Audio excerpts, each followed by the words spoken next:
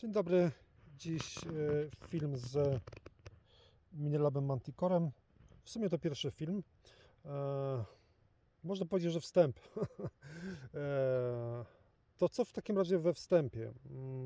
No tak, przed Manticorem się dość długo broniłem.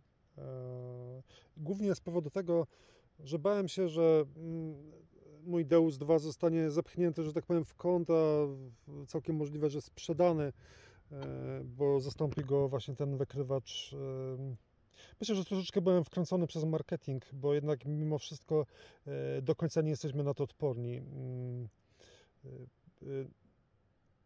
Więc na wstępie muszę powiedzieć to, że Deus 2 pozostaje moim głównym wykrywaczem. O, tak bym to powiedział. W życiu się nie pozbędę Deusa 2, szybciej bym się pozbył Manticora. Więc ktoś, kto jest, mogę powiedzieć wprost, głupi, może powiedzieć tak, że no to w takim razie Deus 2 jest lepszy niż Manticore. No oczywiście, że jest to głupota, tak nie można powiedzieć, bo wykrywacz wybiera się według gustu i swoich upodobań, prawda? I to tak nie można oceniać. Manticore, można powiedzieć, w moich oczach jest Rolls Royce'em w świecie wykrywaczy i tu nie tylko chodzi o to, że jest, można powiedzieć, najdroższym wykrywaczem hobbystycznym na świecie, ale jego jakość jest absolutnie wyjątkowa. Myślę, że każdy to dostrzeże, posiadając ten wykrywacz, że jest to naprawdę mistrzostwo świata. Jakość wykonania to jest pierwsza sprawa, jakość materiałów, sztyca, praktycznie nie taka sama jak 900, ale nie dość, że jest lekka, to jeszcze jest sztywna do tego, a to jest cecha, o której wielu z Was zapomina, bo wszyscy patrzą, żeby to było lekkie, prawda, a nie patrzą, żeby to było sztywne. A to ta sztywność jest cechą znacznie ważniejszą niż parę gramów na wadze. Więc tu jest sztywna sztyca, bardzo dobre materiały, doskonały, można powiedzieć, wyświetlacz. Tak się zastanawiałem, pomyślcie sobie, gdyby taki wyświetlacz był w Versie, no to w tym momencie automatycznie ten wykrywacz lądowałby w takiej strefie, można powiedzieć, premium, bo to jest przyszłość wykrywaczy, że będą miały kolorowe wyświetlacze. Tak to będzie, prawda? To tak samo jak z telefonami komórkowymi. Już nie monochromatycznych jakichś tam wyświetlaczy nie znajdziecie. Wszystko jest już kolorowe, nie? No i o takim właśnie kontraście, takiej jasności, no to jest przyszłość, więc to automatycznie ten wykrywacz daje wyżej. Kwestia jego zachowania to jest kolejna sprawa. Wykrywacz, jego najważniejszą cechą według mnie to jest stabilność. To jest to, co mi się podoba. Stabilność w kwestii EMI i stabilność gruntowa. Prostota. Jest to wykrywacz o wiele łatwiejszy od Deusa 2.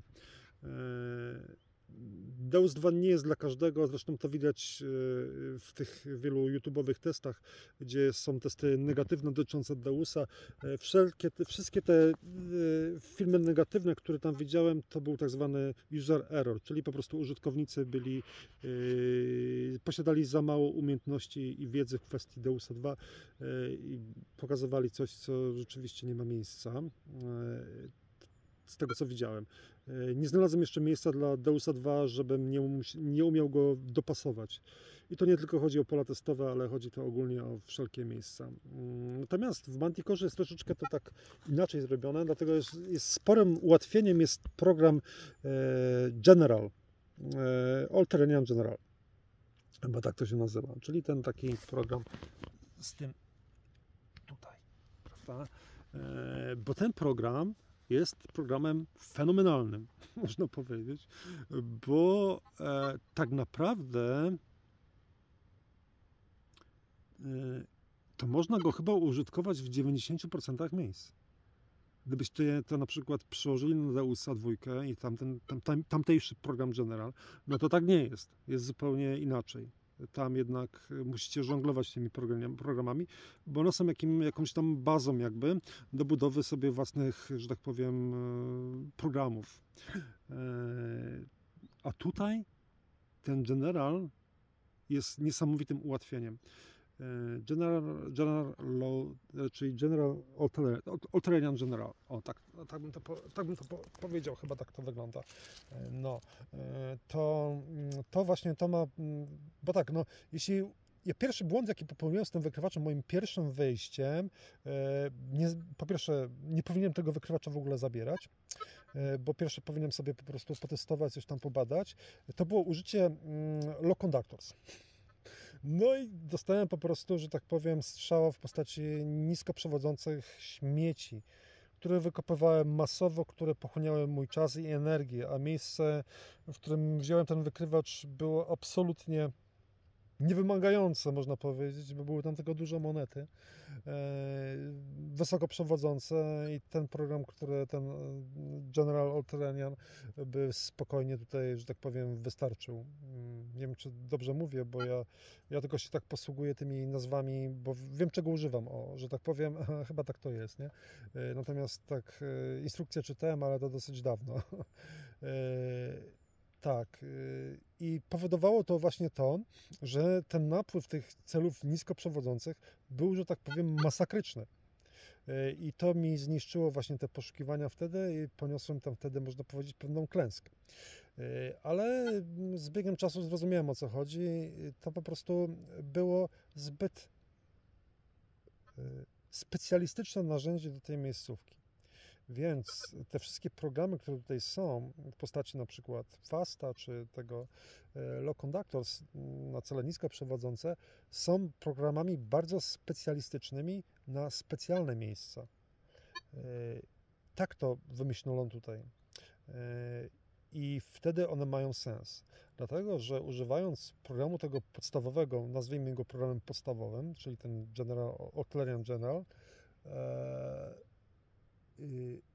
i tak ilość celi niskoprzewodzących jest ogromna i sposób, w jaki ten wykrywacz to znajduje. To jest następna bardzo pozytywna, myślę, dla wielu, a może dla niektórych nie, cecha tego wykrywacza, że jest niesamowity w celach drobnych, czyli tych celach potocznie nazywanych niskoprzewodzącymi. Bo tak to po prostu działa, że te cele niskoprzewodzące są tutaj niesamowicie, fantastycznie wykrywane przez ten wykrywacz. I jeśli szukacie rzeczy naprawdę drobnych, to jest to wykrywacze dla Was. To zauważyłem taką różnicę. W Deusie 2 jest inaczej i jest to, można powiedzieć, ktoś mógłby powiedzieć, że jest to cecha jakby negatywna, wyróżniająca wykrywacz Deus 2, bo ta zdolność tego wykrywacza nawet w programie Low Conductors w Deusie nie jest taka jak w Manticorze. Całkiem możliwe, że to się zmieni przy cewce eliptycznej, która ma wejść do końca roku, do Deusa 2. I to jest właśnie różnica pomiędzy tymi dwoma wykrywaczami. Manticore stabilność i niesamowite działanie, jeśli chodzi o cele niskoprzewodzące. Kwestia głębokości. Kwestia głębokości. Na ten moment mogę powiedzieć, że nie spotkałem się jeszcze z takim hitem głębokością, jak ja to nazywam, kwestii Manticora. Słyszałem o jakichś rekordach, które ludzie robią tym wykrywaczem, że znajdują monety powiedzmy tam z pół metra. Super, gratuluję, macie fajne tereny i tak dalej. U mnie tak nie jest. Cele głębokie, które znajdowałem, głównie monety, były to cele głębokie, ale podczas nauki tego wykrywacza i ogarnięcia sobie go, ja naprawdę tak kopałem prawie wszystko. Nie kopałem tylko naprawdę takich ewidentnych sygnałów żelaza. I te cele głębokie, te monetarne takie cele znajdowałem, ale kwestia identyfikacji i na wykresach tutaj, w wykresie na dole, i identyfikacji cyfrowej, tej numerycznej i audio była questionable, taka, no wiadomo, wykopałem na czuja. Wszystkie cele monetarne głębokie wykopałem na czuja, że wydawało mi się, że coś to jest dobrego, bo To jest tak, to jest też taka tajemnica, o której wy nie wiecie, że nie ma głębokich celi niskoprzewodzących. Musicie się nad tym naprawdę zastanowić. Zastanówcie się, czy spotkaliście się kiedyś z monetą, która powiedzmy jest na plus 25 cm i jest identyfikowana jako moneta niskoprzewodząca. Zawsze jest identyfikowana tutaj wysoko. Więc jeśli mam tutaj sygnał, znaczy mam tutaj mniej więcej w tym rejonie, pojawia mi się jakiś, że tak powiem, pik, przynajmniej częściowy, to daje do zastanowienia, że wiadomo, że jeśli jest coś głębokie, to nie będzie mi dawało tutaj ID niskoprzewodzącego. Rozumiecie to, nie? No bo tak to wygląda, nie? Po prostu jest coś to o większej masie, które jest głębiej. I dzięki temu wykupywałem te cele, bo były to cele identyfikowane dosyć wysoko. I uznałem, że warto je wykopać. Dzięki temu właśnie przedstawieniu tutaj graficznemu można było sobie to wyczarować. Trudno mi powiedzieć, bo nie miałem wtedy na przykład Deusa 2, czy Deus 2 by to brał. Prawdopodobnie by to brał, bym wykrył to. Byłby to też prawdopodobnie cel, który normalnie byłby niewykrywalny, ale tu sobie, że tak powiem, podałoby to wykrywacza rękę. Myślę, żeby to zostało wykryte, ale cała ta tutaj wizualizacja wykrywania tego wykrywacza w Manticorze jest skierowana na miejsca, w których jest mało śmieci. Jeśli na przykład w takim terenie jak tutaj, takim łąkowym, gdzie tych śmieci żelaznych jest niedużo i tej zadymy tutaj na tych wykresach nie macie, że tak powiem, dużo, to wtedy to się sprawdza, bo możecie sobie wycisnąć ten trudny cel z przechodzonej miejscówki. Gorzej jak traficie na zwykłe orane pole zasypane miliardem celi z metali kolorowych. To wtedy sobie weźcie Golden Maska 4 z małą cewką, nie? No bo to wiadomo, że wtedy to takiego rezultatu i takiego bonusu nie daje, prawda? Bo ta identyfikacja jest tym niepotrzebna, kopiecie tylko solidne ID numeryczne, można powiedzieć. Najlepiej takie, które jest wysoko przewodzące, bo wtedy jest to zwiastun jakiejś, powiedzmy, grubszej monety. O, tak bym powiedział. Ale trudno się czasami wyzwolić z oków tego wyświetlacza i można przez to stać się mniej efektywnym w takim bardzo, że tak powiem, zaśmieconym miejscu, kopiąc wszystko. To jest też pułapka bardzo dobrych wykrywaczy, że czasami widzą za dużo. Naprawdę. No, bo tak później tak to wygląda, nie? Że utoniecie, prawda, w wykopywaniu drobnych śmieci, a tu głównie chodzi o dobre cele, chodzi o monety, by te monety powyciągać i w tym momencie jakiś tam prostszy wykrywacz może was, że tak powiem, brzydko mówiąc, wypertykować, nie?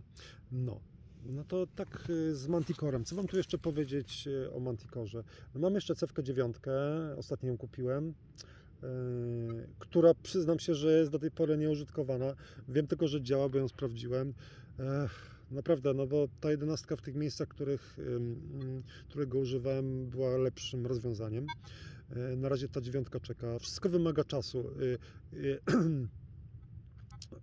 Nagranie jakiegokolwiek materiału dla mnie o wykrywaczu to jest naprawdę, to z tym wykrywaczem trzeba pochodzić, trzeba go poznać, bo co ja wam będę czytał instrukcję albo robił opening tego wykrywacza, no przecież to jest, no wiecie, nie? Ja nie chcę tego nazwać po imieniu, nie?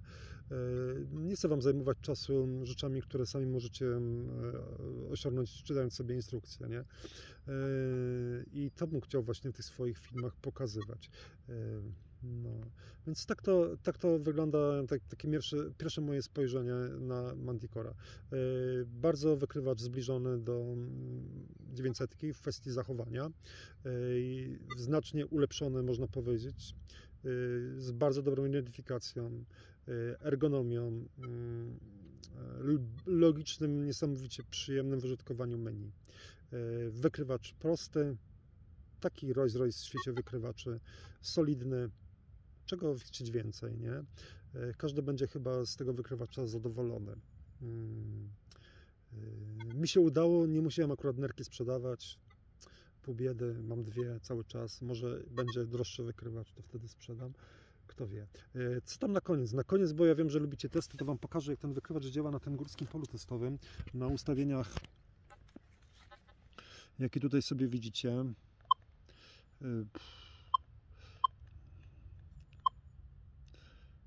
All Terrain General, Noise Cancel był zrobiony, ten ground balance te również, recovery speed na 4, to jest wystarczające. No dobra, no to pokażę Wam, jak to działa.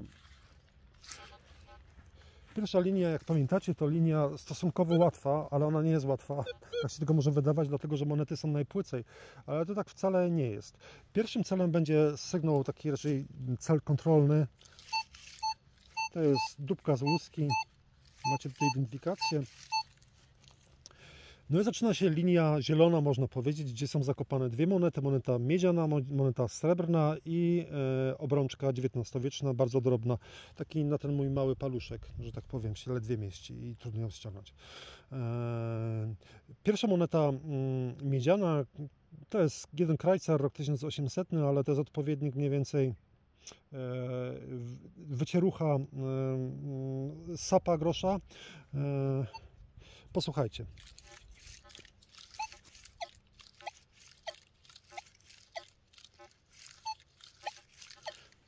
Słychać tutaj, jak ten cel przebija się w zmineralizowanym mocno terenie, bo tu nie ma żelaza.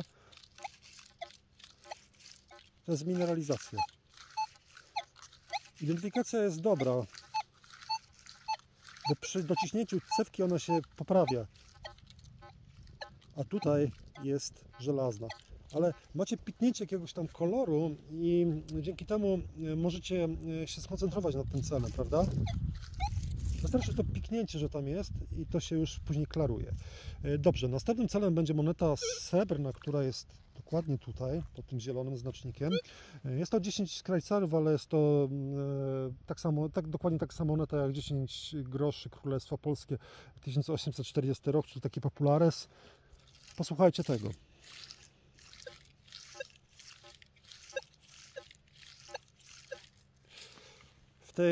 W tym dźwięku tego żelaza, czyli tym niskim tonie, który jest tonem mineralizacji, pojawia się piknięcie. Przy spunktowaniu pojawia się identyfikacja. To do tej pory właśnie zauważyłem w tych moich miejscach pewien jakby problem z tą mineralizacją, że ona istnieje i trzeba słuchać tych celi i słuchać tych celi głębokich szczególnie, dlatego że ta mineralizacja jest żera, ten niski ton jest żera i przez to są często słabo słyszalne. Jest, prawda? Tu gdzieś jest ta obrączka XIX-wieczna, sygnecik taki, która jest doskonale słyszalna i fajnie tutaj identyfikowana, prawda? Jest tutaj, no, fajnie to jest słyszalne. Ta pierwsza linia, powiem szczerze, że jest dla wielu wykrywaczy linią najtrudniejszą. To wcale tak nie jest. Ta specyfika tego gruntu tutaj buduje problem pewien. Ale mimo wszystko Manticore, jak widzicie, działa dosyć dobrze i dzięki swojej, można powiedzieć, określiłbym to mądrości, ten wykrywacz wykrywa, nie? Dobrze, kolejna linia to te same monety, ale zakopane są o 4 cm głębiej. No więc pierwsza moneta, tak jak wcześniej, moneta miedziana, jeden Kreuzer, taka sama jak w tamtej linii. No bajka, nie? Mimo tych trudnych warunków, mimo że padało i tak jest ziemia sucha, nie wiem gdzie ta woda się podziała. Świetna identyfikacja, wysoka, na miedzianą monetę. Tu powinna być niska identyfikacja, bo jest tutaj kalesoniak.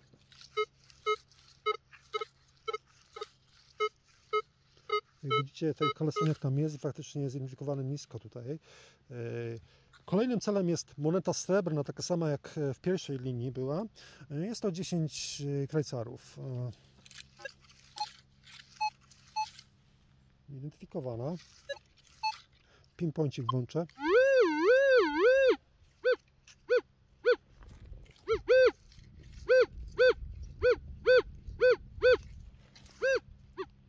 No jest, prawda?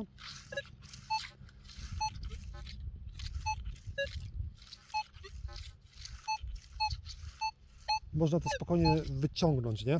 No i gdzieś tutaj jest duża obrączka srebrna.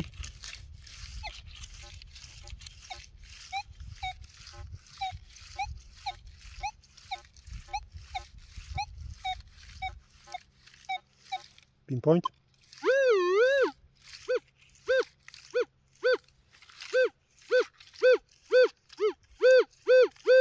Myślę, że jest tutaj. No, myślę, że tutaj jest bardzo dobrze, bo ta jasność tych sygnałów i sposób, w jaki ten wykrywacz to robi, jest doskonała, można powiedzieć. Ostatnią linią to jest linia najtrudniejsza, gdzie monety są wbite w skarpę pod kątem mniej więcej 45 stopni. Ostatnia obrączka jest wbita pod większym kątem, prawie na sztorc, i one są również na 24 cm, chociaż te centymetry u Was, powiedzmy, mój centymetr może być u Was 1,5 cm. Równać się. Pierwsza moneta miedziana wbita w skarpę.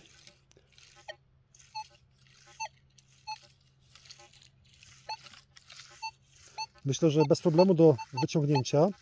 Wysoka identyfikacja. Czerwony znacznik kolejny. To będzie moneta srebrna, również wbita w skarpę pod kątem .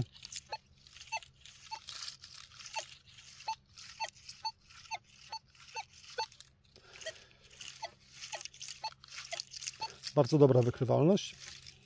I tu gdzieś jest obrączka.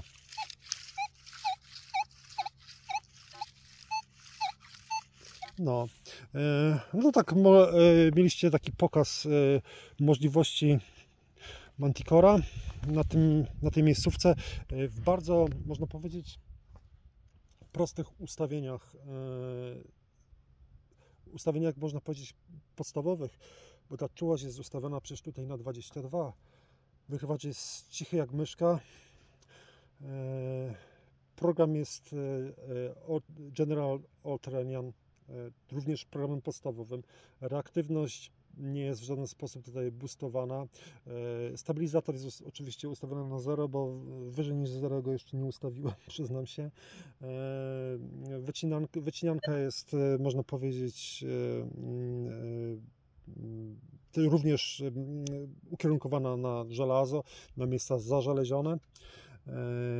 Tak, kwestia tych wycinanek. Używam je, to są wycinanki stworzone przez Mirka Stopdigin i ja należę do osób, których zachowanie jest transparentne, więc nie potrafię powiedzieć, że tego nie używam i że stworzyłem to sam.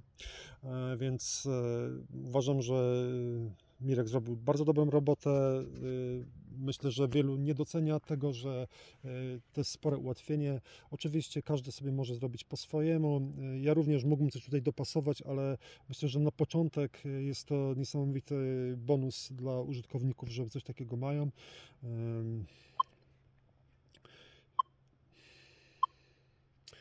Tak, w ustawieniach poza tym jeszcze tu jest All Metal.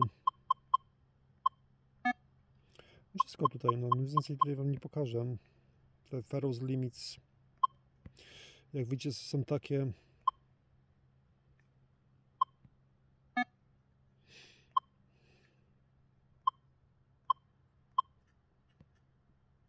Możecie sobie po prostu popatrzeć. Tak więc ustawienia, można powiedzieć, bardzo takie zwykłe, nie? I ten wykrywacz mimo wszystko w tym bardzo trudnym miejscu i na tym trudnym polu testowym działa. Fajnie, jakbyście sobie zobaczyli, bo ja tutaj pokazywałem Wam tak zwanego analoga, czyli Golden Maska 4, nie? I jego zachowanie. Ale diabeł tkwi w szczegółach, bo ktoś powie, tamten wykrywacz się super zachowywał, ale to tak nie działa. To dlatego analogie odchodzą w niepamięć, bo tutaj liczy się kultura pracy i jakość tu jest moc tego wykrywacza, i Deusa, również Deusa 2, jest jakość po prostu wykrywania, jest identyfikacja, jest stabilność, jest brak szumów. Przecież w Golden Mask 4 macie masę szumów. Jak chcecie wyciągać najtrudniejsze cele, mając tylko do tego pokrętło czułości? Tu mimo zmaksowania, powiedzmy, tego podniesienia tej czułości, czyli tej mocy tego wykrywacza, wykrywacz pozostaje stabilny i dzięki temu jestem w stanie znajdować rzeczy, które tamten wykrywacz po prostu nie znajdzie, bo zginą one w szumie, w tym analogowym szumie.